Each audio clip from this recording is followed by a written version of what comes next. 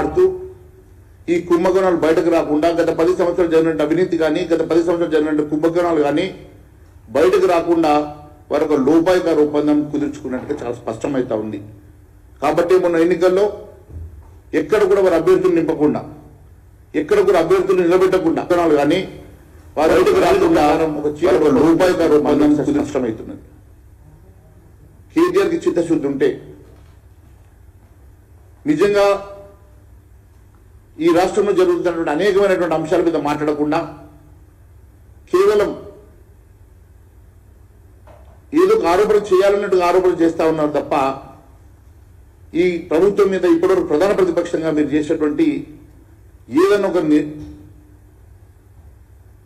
నివేదిక ఇచ్చినట్టు కానీ ఒక ఆధారంతో ఒక ఆరోపణ చేసినట్టు కానీ ఎక్కడ కనపడతలేదు.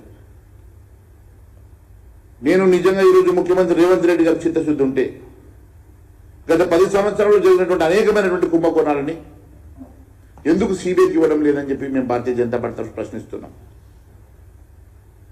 అంతేకాకుండా ఈరోజు ఒకవైపు ఎస్ఎల్బీసీలో 8 మంది ప్రాణాలతో కొట్టుమిట్టాడుతూ ఉంటే 8 మంది ఆచూకీగా తెలియకుండా వారిని ఇంకా కూడా రెస్క్యూకి పూర్తిగా మీరు ఎక్కడ కూడా చర్యలు తీసుకోకుండా మీకు ఎమ్మెల్సీ ఎన్నికల కోసం మీరు ప్రచారానికి వెళ్ళడం ఇది సిగ్గుచేటు కాదని అడుగుతా ఉన్నా.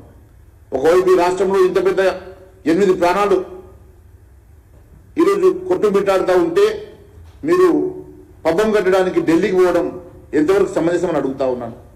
ఎంతసేపు ఈ నీ కుర్చీ కాపాడుకోవడానికి కోసం ఎంతసేపు ఢిల్లీకి మూటలు ఎత్తుకుపోవడం కోసం మాత్రమే పనిచేస్తున్నావు తప్ప రేవంత్ రెడ్డి గారు 8 నిండు ప్రాణాలు ఈరోజు అక్కడ కొట్టుమిట్టాడుతూ ఉంటే కనీసం రెస్క్యూ చేయాలనేటువంటి ఆలోచన లేకుండా మీరు ఈ రకంగా ఢిల్లీ పర్యటన చేయడం ఇది సమంజసమా అని అడుగుతా ఉన్నాం.